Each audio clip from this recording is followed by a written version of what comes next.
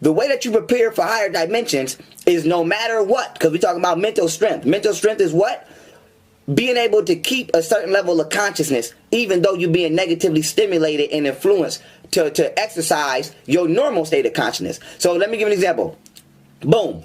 I gave this example before, I'm going to give it again. And this is hard. We all do this, but we're practicing. That's why you practice.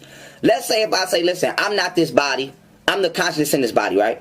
That might be a new perspective for some of us. So it's hard to hold that. We wasn't taught to hold that perspective from 4 years old and 5 years old like Buddhist monk. We coming into this at 30, 40. So for 30, 40 years, we've been told if somebody tell you ugly, fight them. So somebody might say you ugly, and you just got done learning about the fact you're not this vessel. It's hard to say, who you talking to? I'll smack your head off. That's hard.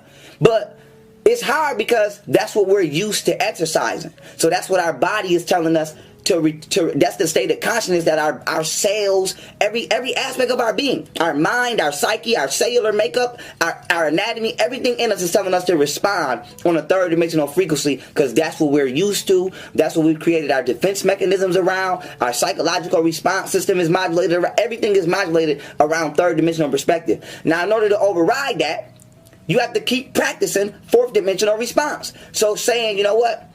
Sam, somebody told me I'm ugly and that makes me angry. That quick little observation I told you, you're just the observer. So instead of saying remember that I? You see how I snuck that I in there? I am angry. Nope. Quickly just say, I am the observer of anger.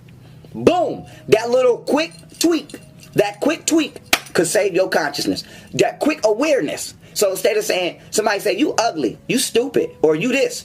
Oh, that makes me angry. I am angry. You don't realize that you're subscribing yourself to 3D. Who is me? Who is I? So you're subscribing yourself to the object of observation versus the observer. So if you constantly just remember you're the observer at all times, you're going to avoid 95% of bullshit in life, because you won't feel personal. It won't be personal. So if somebody say, young Pharaoh, your hair is ugly, I could on a third dimensional scale, I could say, who you talking about? Don't disrespect me like that. Because if I believe this is me, okay, then I'll go hard for it. But if I say this is just an extension of my vessel, yes, it has importance, it has cultural significance, but you're not going to control my emotions based off the fact that this is not me. So you would have to violate me from a fourth dimensional perspective to get that response, okay? Then I got a little bit more room to work with, okay? And so I'm not saying become Buddha overnight. But what I'm saying is understand the science of how to prepare for higher octaves. This is what mental strength is. Mental strength is saying I'm being stressed out with negative environmental stimuli, but I'm going to be aware that I'm not the person I'm the person that's observing the experience.